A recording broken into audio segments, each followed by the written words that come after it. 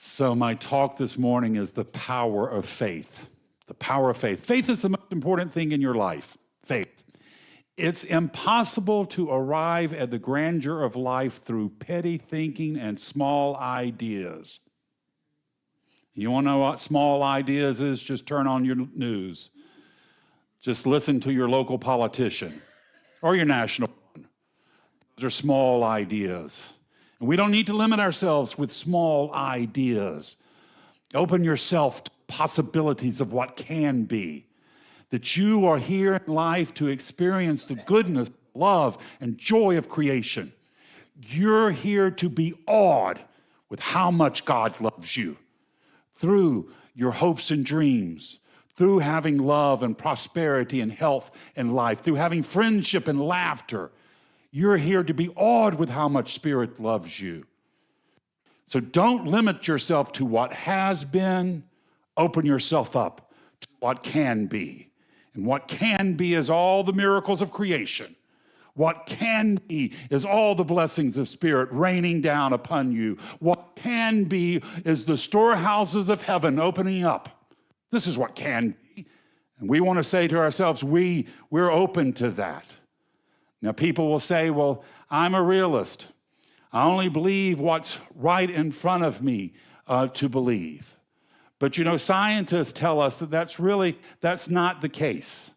That we really don't even see realistically what's in front of us. I know this is kind of a strange thing to see, but we're only perceiving a small percentage of the stimuli that's coming into our brains. We actually have a cone of perception, about 7% of reality that our brain is able to handle at one time. And so what happens is that our eyes are scanning all of reality, but 7% is coming into our brain. If we were to get 100% of the stimulus from our environment coming into our brain at one time, we couldn't handle it. So we only have 7%. Our brain then goes on autofill, like your computer, and it fills in the blank spots much like a computer does. It fills in the blank spots of what has been, and it puts that all together and projects motion and vitality, much like you have the cells of a film. And the cells of a film, they go through the projector, and what has been just a static photo becomes alive. And this is what happens for us in our perception of what's going on in our reality. And then on the opposite side of that, when you look at the makeup of the material world, the individual cells of anything, of objects that exist, when you go to the subatomic level, then what you find is that on the subatomic level, the particles are very far apart. So our reality, in essence, is filled of empty space.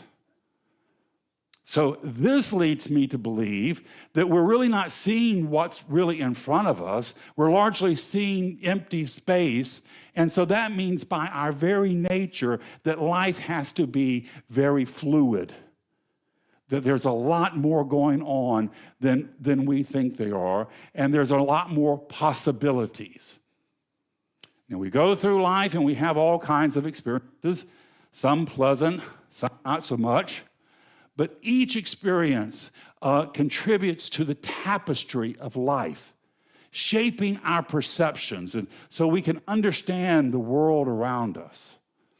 I like the idea in Judaism that they embrace both the joys and the sorrows of life. They say, we need it all. It's about having it all and accepting it all. At the Seder service, when they celebrate the Passover, they will have sweet, sweet wine to drink, and this is to remember the really wonderful times of your life. And they will have salty food. This is to remember the tears that we've shed for the tragedies. And they'll have bitter herbs. that we've gone through bitter times. They want to remember it all and know that in remembering it all, it makes us fuller human beings, and then that will enable us to have strength to move forward in life stronger. I loved what Anne Frank said. She says, I don't think of all the misery, but of the beauty that remains. I don't think of the misery, but the beauty that remains.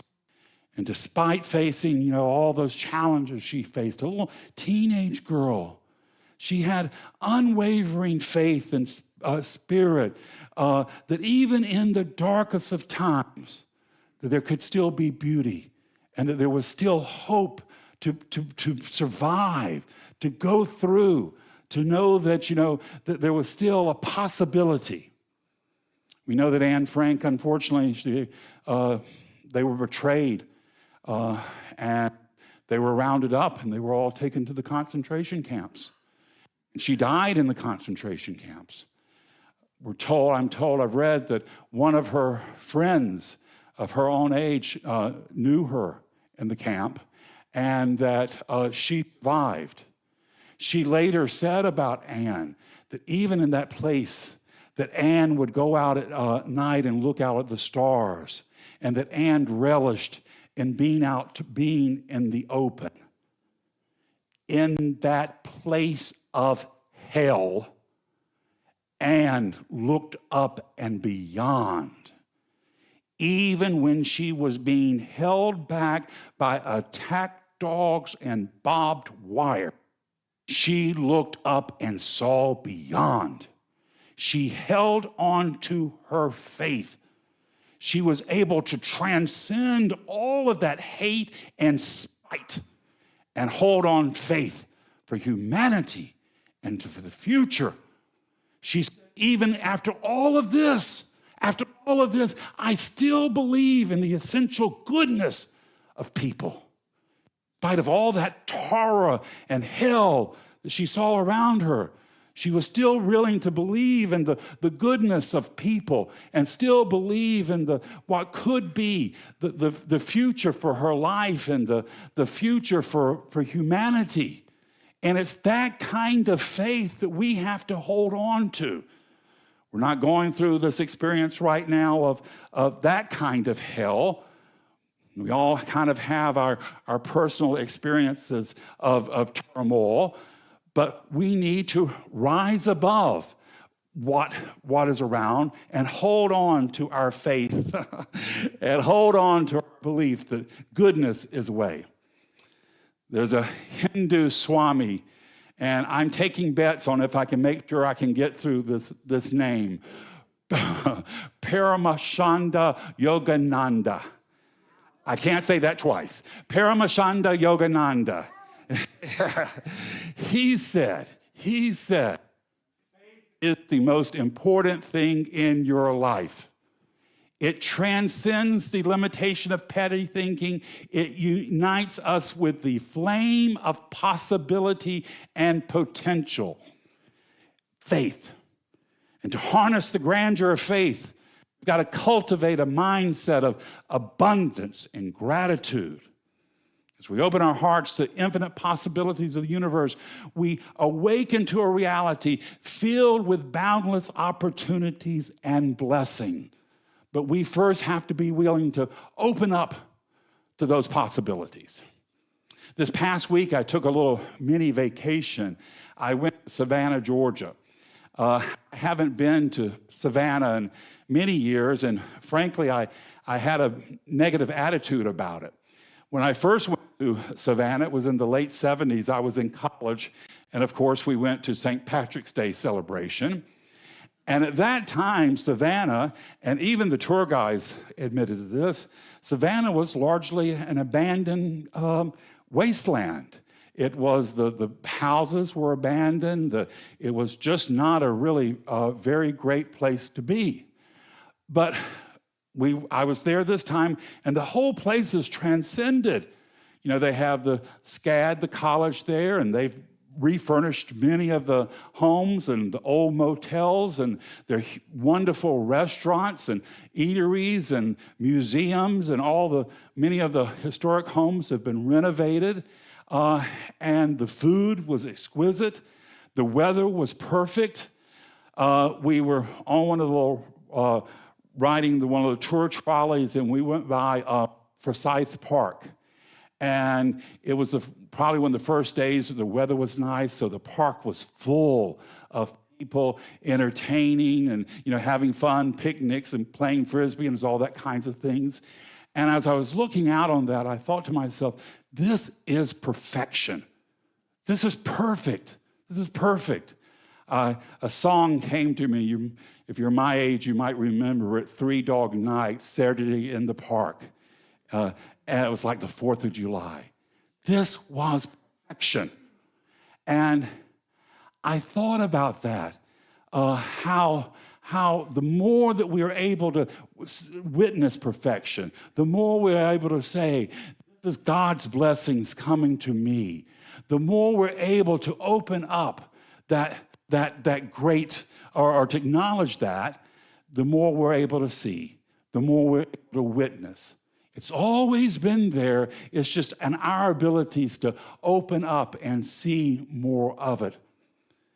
So we were coming back to we had to come back to the airport to drop my friend off, and we went by a plantation, a rice plantation. And it was just the perfect book ending to the whole trip. And it was as if this was beyond our plan, our schedule. And it was as if the Spirit was just gifting us with one blessing after another, one blessing after another. The more we see of God's goodness, the more we acknowledge it, we can drink it in, and the more we become of it. There was I can't think of his name right now. There was a British author, and they found, this was back in the 1800s, they found out he was gay. They sent him off to prison to hard labor. And he had lived a very big high life. He had enjoyed lots of fine dining, fine food. And when he got back from the work camps, his friends asked him, they said, "Oh, we bet you now you regret living that high life. We bet you now, you wish you hadn't had all that great wine and the great food." And he says, "Not at all." He said it was the memory of that food, the memory of the wine, the memory of the laughter of my friends, the memory of the enjoyment of it all. That's what we got through. That's what got me through.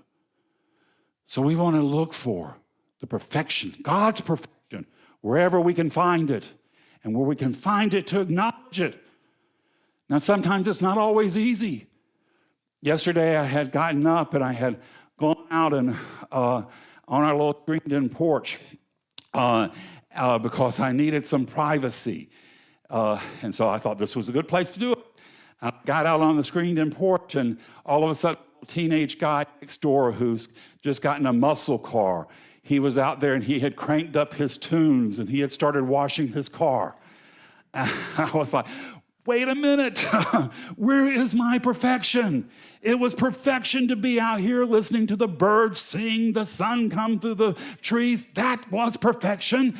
And now he's out there playing country music. I thought to myself, wait a minute now. Having a teenage guy wash his car on Saturday morning, that's perfection too. That's perfection as well. And if you can't see perfection, give it over to God. Give it over to God. Told you we toured a rice plantation. And that's what they call it now, a rice plantation. It was a plantation that grew rice. It had 355 enslaved people working on it. And it was, in effect, a death camp. They worked there to profit, and it was in conditions that no human could survive. They don't really share that with you, but that was the truth of it. Where's the perfection in that? I can't find it, so you give it over to God. This week I heard of a young teenage transgender girl who was beaten to death in her high school bathroom. Where's God's perfection in that? I can't see it. I give it over to God. You got to work with this. It's God's universe. It's not mine. So what I can't see, what I can't work with, I turn over to Spirit. But I cannot allow, I cannot give myself the opportunity or the indulgence to let that stuff hold me back when there is work to be done. When there are things in front of me, things that I can do with my hands, things I can do with my life that will make a difference, that will make the world a better place for me having been here. So I can't indulge myself with depression, with negativity. I've got to get up and move on out and do what I can with the best that I can. I have got to become a vessel of divine energy, channeling creative power of the universe through my life, through my possibilities, through my ideas, through my hopes, and through my dreams. When we align ourselves with intention, we get into this cosmic rhythm. We tap into a reservoir of infinite potential that resides within us. Ralph Waldo Emerson, who, by the way, one time stayed in St. Augustine, Florida. He actually lived here for a brief while. This is a great quote. I want to write it down. He says, what lies behind us and what lies before us are tiny matters compared to what lies within us. And what is within you? Within you is the spark of the divine. Within you is the love of Spirit. Within you are the hopes and dreams of the potential of humanity. And there's a way. Spirit has given us these hopes and dreams. There's a way we can bring them to life. Principle. The infinite essence that governs the cosmos operates not outside of us, but within us, within our thoughts, within our ability to choose what we're going to think about, within our ability to choose not to get depressed, not to get down, but to keep moving, to keep focused. As we surrender to this flow of Spirit, we recognize we have an ability to change life, to make a difference, to create a world of our hopes and dreams and desires. It's within every one of us, and we can do this when we turn loose of the baggage. Dr. Holmes says to learn to think is to learn to live. Our thoughts possess the power to sculpture our reality and shape the course of our lives. With mindful awareness and intentional action, we can harness the creative power of mind to manifest health and happiness and prosperity and success. We can harness it to bring about the world that we've been told is ours.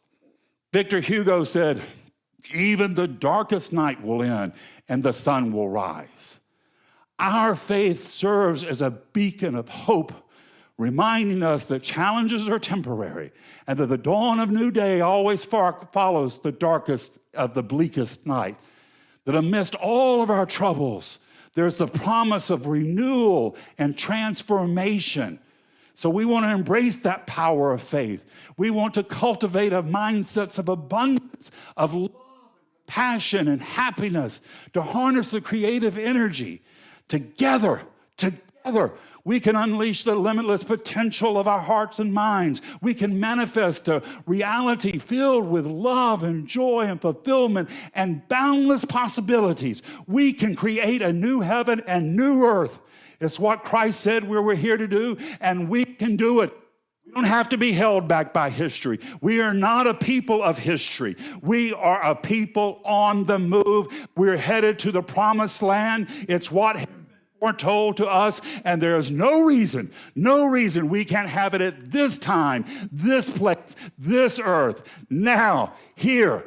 It's what we're called to do, and we can do it. This is the truth in your life this morning. It's the truth in mine, and so it is.